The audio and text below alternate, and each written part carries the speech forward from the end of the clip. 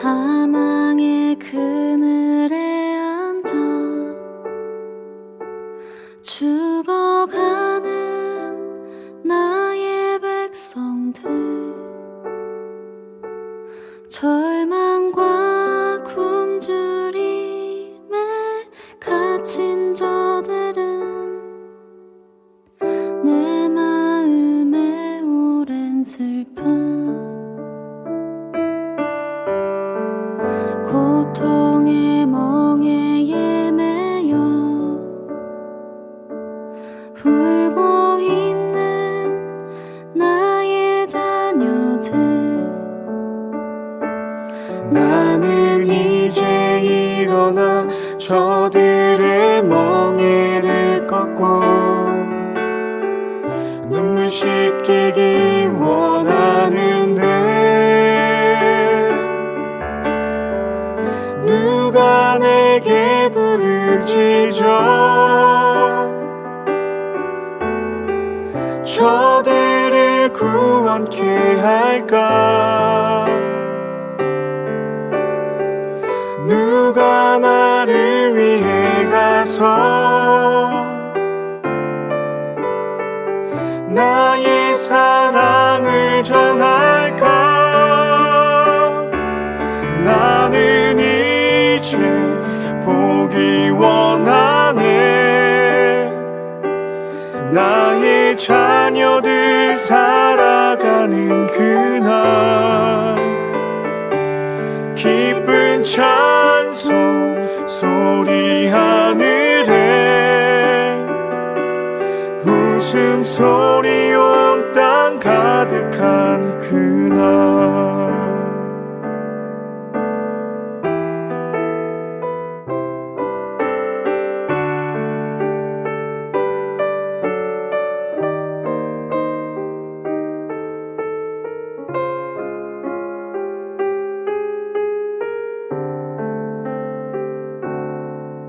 내가 주인 삼은 모든 것 내려놓고 내 주 되신 주 앞에 나와 내가 사랑했던 모든 것 내려놓고 주님만 사랑해.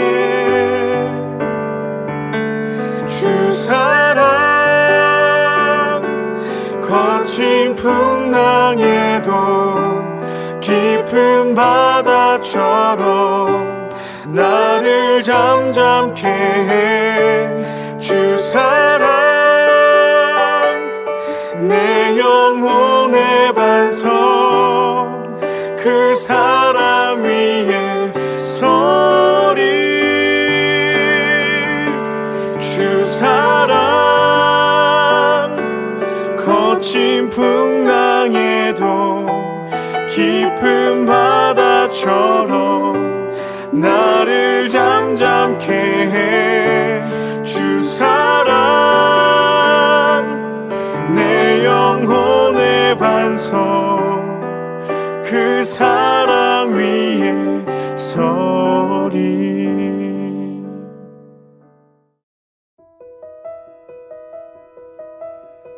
내 구주 예수를 더욱 사랑, 엎드려 비는 말 들으소서.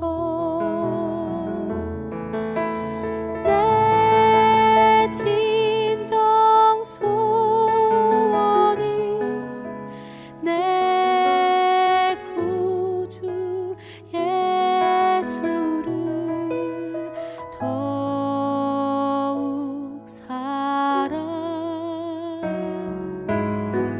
더욱 사랑.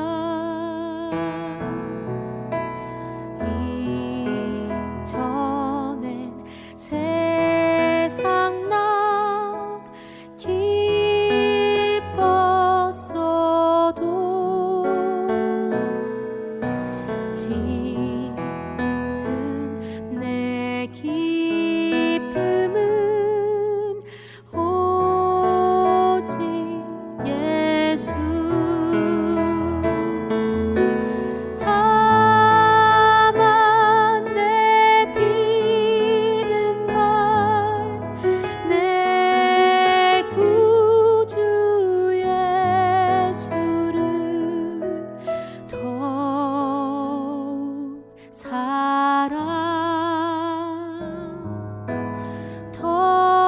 더욱 살아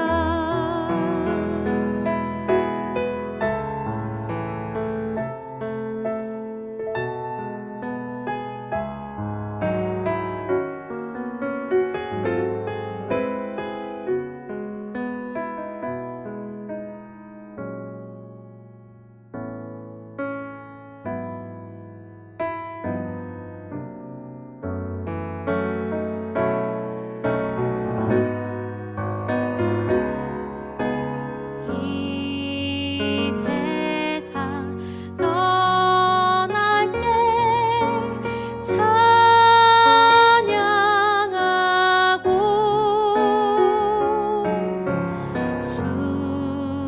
숨질 때 하는 말 이것일세 다만 내 비는 말 내 구주 예수를 더욱 살아 더욱 살아 다만 내 비는 말 내 구주 예수를 더욱 살아 더욱 살아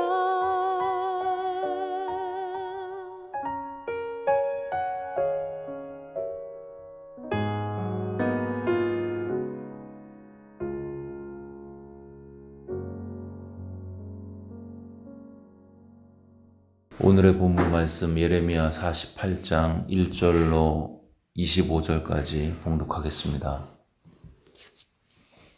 모압에 관한 것이라 만군의 여호와 이스라엘 하나님께서 이와 같이 말씀하시되 오라 느보여 그가 유린당하였도다.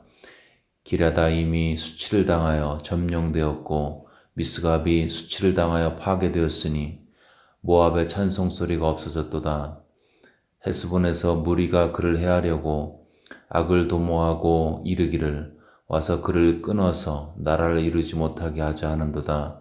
만면이여 너도 조용하게 들으니 칼이 너를 뒤쫓아가리라. 호로나임에서 부르짖는 소리여 황폐와 큰 파멸이로다.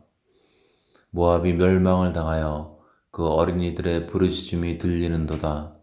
그들이 루힛 언덕으로 올라가면서 울고 호로나임 내리막길에서 파멸의 고통스러운 울부짖음을 듣는도다. 도망하여 내 생명을 구원하여 광야의 노간주 나무같이 될지어다.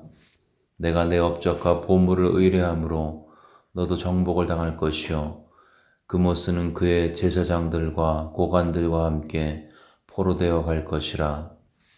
파멸하는 자가 각 성읍에 이를 것인즉 한 성읍도 면하지 못할 것이며 골짜기가 멸망하였으며 평지는 파멸되어 여호와의 말씀과 같으리로다. 모압에 날개를 주어 날아 피하게 하라. 그 성읍들이 황폐하여 거기에 사는 자가 없으리로다. 여호와의 일을 게을리하는 자는 저주를 받을 것이요 자기 칼을 금하여 피를 흘리지 아니하는 자도 저주를 받을 것이로다. 모압은 젊은 시절부터 평안하고 포로도 되지 아니하였으므로 마치 술이 그 찢기 위에 있고 이 그릇에서 저 그릇으로 옮기지 않은 같아서 그 맛이 남아있고 냄새가 변하지 아니하였도다. 그러므로 여호와께서 말씀하시니라. 날이 이르리니 내가 술을 옮겨 담는 사람을 보낼 것이라. 그들이 기울여서 그 그릇을 비게 하고 그 병들을 부수리니 이스라엘 집이 베델을 의뢰함으로 수치를 당한 것 같이 모압이 그못으로 말미암아 수치를 당하리로다. 너희가 어찌하여 말하기를 우리는 용사요 능란한 전사라 하느냐. 만군의 여호와라 일컫는 왕께서 이와 같이 말하노라. 모압이 황폐하였도다. 그 성읍들은 사라졌고 그 선택받은 장정들은 내려가서 죽임을 당하니 모압의 재난이 가까웠고 그 고난이 속히 닥치리로다. 그의 사면에 있는 모든 자여, 그의 이름을 아는 모든 자여, 그를 위로하여 말하기를 어찌하여 강한 막대기 아름다운 지팡이가 부러졌는고 할지니라. 디본에 사는 딸아, 내 영화에서 내려와 메마른 데 앉으라. 모압을 파멸하는 자가 올라와서 너를 쳐서 내 요새를 깨뜨렸음이로다. 아로엘에 사는 여인이여, 길 곁에 서서 지키며 도망하는 자와 피하는 자에게 무슨 일이 생겼는지 물을지어다. 모압이 패하여 수치를 받나니 너희는 울면서 부르짖으며 아르논가에서 이르기를 모압이 황폐하였다 할지어다. 심판이 평지에 이르렀나니 곧 홀론과 야사와 메바악과 디본과 느보와 베디블라디암과 기라다임과 백간물과 벳모온과 그리옥과 보스라와 모압 땅 원근 모든 성읍에로다. 모압의 뿔이 잘렸고 그 팔이 부러졌도다. 여호와의 말씀이니라. 아멘. 네, 오늘 본문은 애굽과 블레셋을 심판하신 하나님, 하나님께서 오늘은 모압을 심판한다고 예언하고 계십니다. 모압은 이스라엘의 친족이었습니다. 왜냐하면 모압의 그 아버지는 롯이었고 또 그 롯이 첫째 딸과 낳은 자식이 모압이었기 때문입니다. 이 모압에 대해서 하나님의 심판을 선포하시면서 1절부터 2절까지는 모압 북부에 있는 성읍들을 언급하고 있습니다. 그리고 3절부터 5절까지는 모압 남부 지역의 성읍들을 언급하면서 결국은 모압의 북쪽과 남쪽에 있는 성읍들이 양쪽에서 공격을 당할 것이다. 이 바벨론 군에 의해서 공격을 당하고 멸망당할 것을 예언하고 계십니다. 계속해서 6절부터 10절까지는 이 모압이 결국은 그런 공격으로 인해서 동쪽 광야로 피난 갈 것임을 예언하시면서 특별히 7절에서 이 모압이 파멸한 원인이 명확하게 기록되어 있습니다. 7절에 보시면 내가 내 업적과 보물을 의뢰했다 하시면서 그들의 파멸의 원인이 자기 자신의 이룬 성취 그리고 그들이 가지고 있는 재물 그것으로 인해 하나님의 심판이 임함을 명백히 하고 있습니다. 그러면서 계속해서 11절부터 13절까지는 그들이 그 물질적인 풍요 속에서 섬겼던 우상, 그모스 신, 그 신도 수치를 당하게 될 것임을 명확하게 하고 있습니다. 마치 이스라엘 백성이 여로보암 1세 때 베델에 세운 금송아지 우상을 의지하다가 수치를 당한 것처럼 이 모압이 의지했던 전쟁의 신, 그모스, 그 신도 수치를 당하여서 결국 하나님 앞에서 이 우상이 아무것도 아님을 드러낼 것임을 선포하고 계십니다. 그리고 14절부터 16절까지는 이 모압의 전사들을 향한 조롱을 담고 있고요. 마지막에 17절부터 25절까지는 모압 주변에 있는 민족들, 디본 성읍 주민들과 아로엘의 주민들에게 모압의 패망을 슬퍼하면서 탄식하도록 그렇게 권고하고 있습니다. 이 모압은 주변에 있는 민족들이 다 심판을 받을 때도 평안하고 괜찮은 삶을 살았습니다. 이방 민족인 애굽이 심판을 받고 블레셋이 심판을 받았고 또한 하나님의 백성인 이스라엘과 유다가 심판받는 중에도 모압만은 심판에서 벗어나 있었습니다. 이 모압은 온실 속의 화초처럼 평화로운 일상을 즐기고 있었죠. 든든한 요새를 만들었고 그로 인해 타국이 점령한 역사가 없었습니다. 그러나 전쟁 없이 점령당한 역사 없이 편안한 삶을 살던 모압, 그들도 결국 오늘 본문에서 하나님의 심판을 선포받고 기원전 582년 결국 바벨론에 의해서 멸망을 당했습니다. 평안하고 아무 문제가 없는 줄 알았는데, 그래서 어제의 번영, 어제의 풍족함이 오늘도 계속되고 내일도 계속되고 영원히 영속할 줄 알았는데 홀연히 하나님의 심판이 그들에게 임한 것이죠. 여러분, 우리의 삶에도 어려운 시기도 있지만 인생의 고비가 지나고 모압이 느꼈던 평안함이 느껴질 때도 있습니다. 이 평안이 우리의 삶을 지배하기를 시작할 때 조심해야 하는 부분이 있음을 본문은 말씀하고 있습니다. 평안할 때, 안심하고 있을 때 우리는 괜찮을 거야, 그런 생각이 우리 생각을 지배하고 있을 때, 그럴 때에 홀연히 심판이 임할 수도 있다고 본문은 경고하고 있습니다. 여러분, 우리가 평안할 때 깨어있지 않으면 본문의 모압처럼 어려움을 당할 수도 있습니다. 그래서 오늘은 본문을 통해서 내가 오늘 누리는 이 평안이 앞으로 지속할 수 있는 영속적인 평안으로, 하나님의 샬롬으로 이어지는 비결을 이 모압의 부정적인 예를 통해서 살펴보겠습니다. 모압이 심판받은 첫 번째 이유, 그것은 7절에 있습니다. 그들은 7절을 보시면 하나님 말씀에 내가 내 업적과 보물을 의뢰함으로 너도 정복을 당할 것이요, 이렇게 말씀하고 계시죠. 그들은 자신의 업적과 자신의 보물, 재물을 의지했습니다. 실제 모압은 포도주가 많이 났습니다. 그래서 포도주를 생산해서 무역함으로써 매우 풍족한 재물을 누렸습니다. 그 많은 돈으로 성벽도 쌓고 집도 짓고, 그래서 어떤 나라도 무너뜨릴 수 없는 요새와 성벽을 만들었던 거죠. 그리고 주변 나라들의 멸망을 바라보면서 생각했습니다. 우리는 우리를 지켜줄 난공불락의 요새와 성벽이 있으니 괜찮을 거야. 어제 맛보던 포도주, 오늘도 내일도 계속 즐길 수 있을 거야. 그들은 그들이 의지했던 것은 자신들이 가지고 있는 그 무엇이었습니다. 성벽을 쌓을 수 있는 돈이었고 즐길 수 있는 재물이었습니다. 여러분, 자본주의 시대에 가장 하나님과 필적할 만한 우상, 의지할 것은 돈이죠.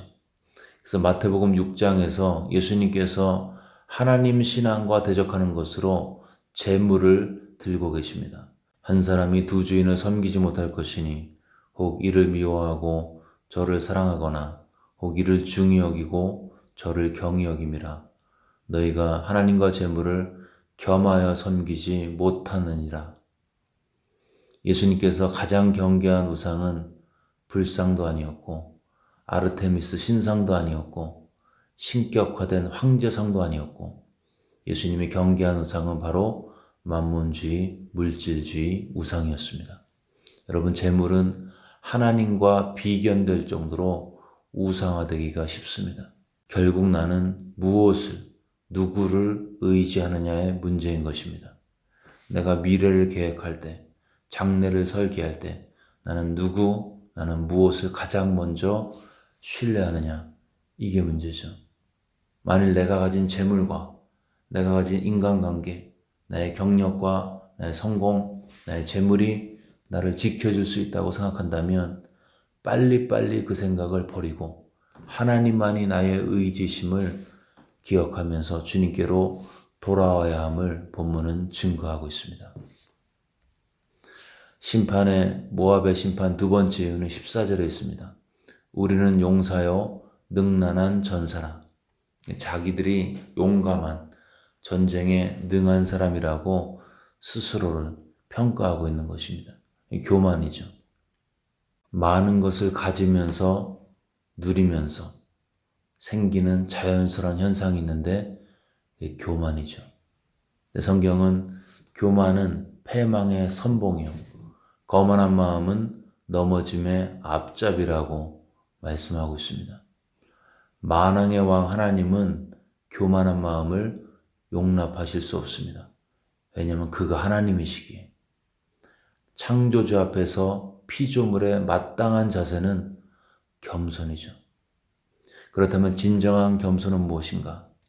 사무엘상 15장에 보시면 사무엘이 사울에게 한 말이 있습니다. 왕이 스스로 작게 여길 그때에, 왕이 스스로 자기 자신에 대해서 작게 여길 그때에, 이미 왕으로서 교만해진 사울, 그 사울에게 당신이 왕으로 임명받았을 때 그때 가졌던 하나님 앞에서의 겸손을 상기시키고 있습니다. 사울이 왕이 되기 전에 겸손했고 그 겸손 때문에 하나님께서 그를 왕으로 세우셨는데 이제는 교만해졌다는 거죠. 이 사울의 겸손을 표현한 말이 스스로 자기 자신을 작게 여겼다는 것입니다. 나의 눈에 보기에 내가 작게 느껴지는 것, 이것이 겸손입니다. 내가 아무 가치가 없거나 아무런 능력이 없다는 게 아니고요. 내 자신에게 어느 정도 능력이 있지만 나의 능력이나 나의 도덕적인 선함을 신뢰하지 않는 것입니다. 여러분, 겸손한 사람은 일의 성취가 나의 힘이나 나의 지능이나 나의 매력이나 나에게 속한 그 어떤 것으로 결정되지 않고 일의 성취는 만군의 하나님 여호와께 달려있다고 믿는 것입니다. 일의 성취가 나에게 속한 것이 아니고 하나님의 자비에 달려있다고 믿는 거죠. 내가 꼭 이것을 해야겠다가 아닌 하나님께서 허락하시고 문을 여시면 될 거야 라고 믿는 것입니다. 모압은 자기가 가진 것을 묵상하다가 교만해졌고 그로 인해 멸망당했습니다. 여러분, 어떤 일의 성취가 무엇에 의해 결정된다고 생각하시는지요? 나의 능력인가요? 아니면 하나님의 긍휼인가요? 자신의 능력을 의지하는 자, 그 능력 믿다가 교만해져 심판받지만 하나님의 자비와 긍휼을 의지하는 자, 오늘의 번영을 지속적으로 누릴 수 있음을 본문은 증거하고 있습니다. 물질적인 풍요 속에서 편안하고 교만한 삶에서 나타나는 자연스러운 현상은 우상 숭배였습니다. 그노스라는 여신 우상을 숭배하면서 이 그노스는 전쟁의 신이었습니다. 이 전쟁의 신에게 인신공양을 하면 전쟁을 이긴다고 생각해서 섬겼던 거죠. 근데 여러분, 아이러니하게도 전쟁의 신을 섬겼던 민족이 전쟁으로 망했습니다. 하나님께서 누가 전쟁을 주관하는지를 그들에게 증명해 주셨습니다. 너희들이 전쟁의 신으로 섬기는 것으로 전쟁을 이길 수 없다. 전쟁은 나에게 속한 것이다. 너희들이 번영의 신으로 섬기는 금송아지 가지고 참된 번영을 이룰 수 없어. 진정한 번영과 물질과 영혼의 번영인 샬롬, 이것은 나로부터만이 올 수 있어. 이 메시지를 오늘 모압의 심판을 통해서 우리에게 말씀하고 계십니다. 여러분, 우리는 어떤가요? 나는 안정감을 위해서 무엇을 지금 의지하고 있습니까? 하나님인가요? 아니면 재물인가요? 은퇴 플랜인가요? 나는 일의 성취가 나의 능력에 달려있다고 생각하는지, 아니면 일의 성취는 하나님의 긍휼과 자비에 달려있다고 믿고 살아가는지, 우리가 누리고 있는 일시적인 편안함이 지속되는 평안이 되기 위해서, 인간적인 안정감이 영육 간의 샬롬 상태로 이어지기 위해서 오늘 나는 어떤 부분에서 마음을 새롭게 다짐하고 회개해야 하는지, 이 아침에 성령의 조명 가운데 들려주시는 하나님의 음성에 회개와 믿음으로 반응하시는 우리 모두가 되시기를 주의 이름으로 축원합니다.